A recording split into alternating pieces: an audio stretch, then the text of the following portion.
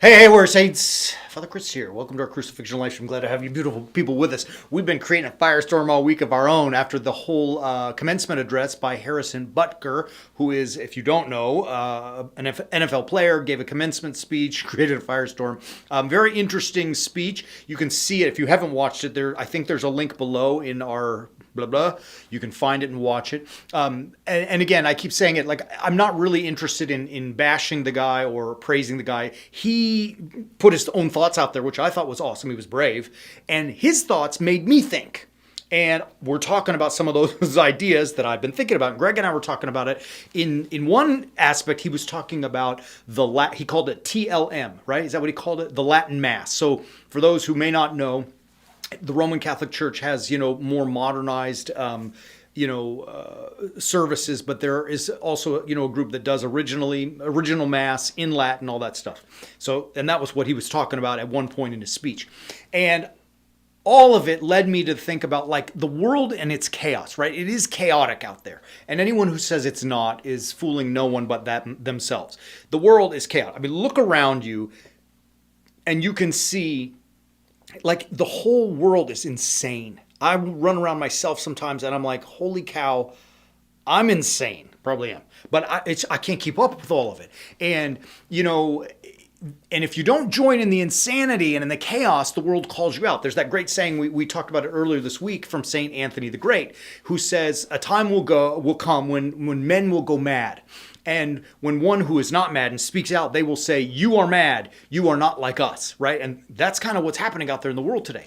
This chaos that we feel is uncomfortable. We don't like it. It produces dissonance, anxiety, depression. All that stuff is on the rise. I mean, think about all of it is chaotic. But it ain't new, right? Genesis tells us that from creation, from the beginning, that chaos reigned, right? Like, so Genesis chapter 1, verse 1, in the beginning, God created the heavens and the earth. Listen, and the earth was without form and void, right? And darkness was across the face of the deep, right? I mean, those Hebrew words for, void, without form and void, in Hebrew, tohu wabohu, it means like destruction and chaos, like when a building crumbles, all the rubble, right? I mean, it was just, there was chaos out there, and darkness was reigning. And God said, and we hear in verse 4, he created the light, and he separated the light from the dark, right? I mean, what that statement is to say, no, now there's a day. Okay, there's a day. But it is to say that God took control of the chaos and brings order. That's the statement of Genesis 1:4. Creating the light separates. How do you separate? It means you have to take control of something. So he took the chaos and split it apart, and he put light and he put dark. Do you understand? That's the message. And so this chaos that we're feeling is because there is a push, a promulgation of orderlessness, of chaos in the world and in our lives, and many of us submit to it. Now back to Butker, one of the things that he was saying about the Latin Mass, which I actually thought was interesting, he said that when the first time he went or something, it made him think about order. Listen to what he says. I attend the TLM because I believe, just as the God of the Old Testament was pretty particular in how he wanted to be worshiped, the same holds true for us today. It is through the TLM that I encountered order and began to pursue it in my own life. Really interesting, right? Like that struck me, that for the first time when I went to this Latin Mass, I encountered order. And then I tried to take it and put it in my own life. And I thought, well, that's interesting. And I thought about my own worship style as an Orthodox Christian. Our own liturgy, the way we worship, is extremely ordered. There are books that, listen to this, there are books that tell us the order of services. And there are books that tell us, which books that tell us the orders of the services that we're supposed to follow.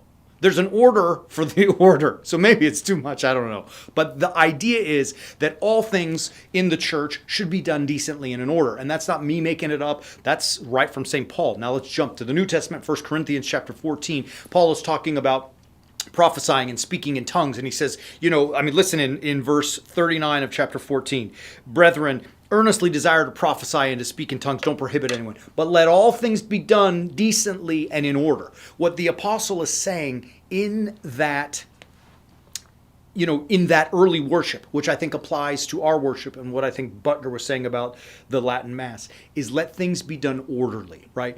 And then it becomes a teacher, so that you can take that order that's done in forgive me for this, but a professional and God-inspired manner, that which we're all so hungry and craving, and then we can start to implement that in our own lives. Do you understand it? Because we want it. I'll tell you another story. It made me think of it. Like, the idea of order produces in our thoughts boundaries, rules, regulations, things we have to abide by to keep everything aligned. My kids were very young. When they were very young, we used to live, a couple of blocks from the elementary school, and we'd walk them there. And they had huge playground. I mean, huge. But all the parents would, like hawks, we would circle around all the kids and keep them tightly locked in this little area because they were just open. They could have run into the street, got hit by a car, a creepy old dude could have snatched a kid. God only knows what could have happened. So we built walls around them.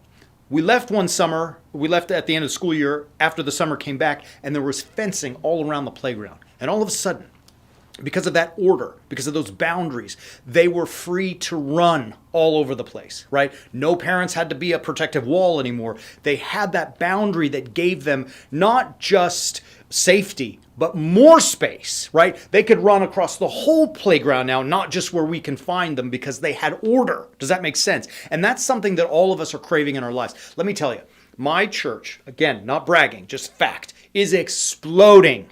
Right? We cannot keep up with all of the people that are coming in. And that's because they're all seeking truth and order. And they tell us that. And the interesting part is that the majority, not all, but the majority are young men, 20s, 30s. They're hungry for it. They want it because they know that the chaos out there is chaos and BS. Forgive my language. They know it. They get it. They understand it. And they don't want any part of it. And the truth of the matter is that is something that all people crave. We long for order in our lives because order, it tells us what we're dealing with. It levels the playing field. It makes the parameters clear, right? Like, think about it. Nobody wants to play football or soccer without lines. Even if you go to the park and have a friendly game, you set up cones, right? These are the boundaries so that we know where we can play. That's just life. Do you understand that? Whether you say, "Oh, Father Chris, I agree." Fine. Don't agree with me. It's your prerogative, but like, you're wrong. And you know it. Order is unto life. Makes sense? So, and that's why God gives his people commandments all the way through, right? I mean, not me making it up. Here's the thing.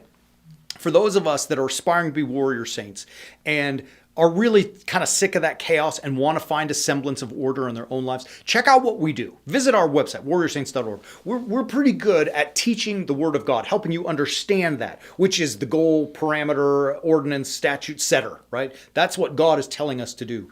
And then we teach you, we have a plan, like we call it a battle plan. It's 6 parts on how to live that. And then you will find within the order, not from Father Chris and not from Greg, but God-inspired, God-directed order, you will find freedom and life and your best self. I mean, you're going to find, you have the opportunity to find the things that you're looking for in your life, the good things, right? Not the quick fix, not the chaos. Others will give you that. But that real joy, that peace, that exceptionality that you are so hungry for, we're going to help you do it. So I'm encouraging you. Check it out. Visit. Let's get rolling, baby. Let's get some, because it's time. Like God separates the light from the dark. He separated the chaos and created order. Let's do the same thing in our lives. You want it? We'll help you. We'll be back tomorrow to talk about traditional values. Until then, as always, keep walking on the way of the warrior saint.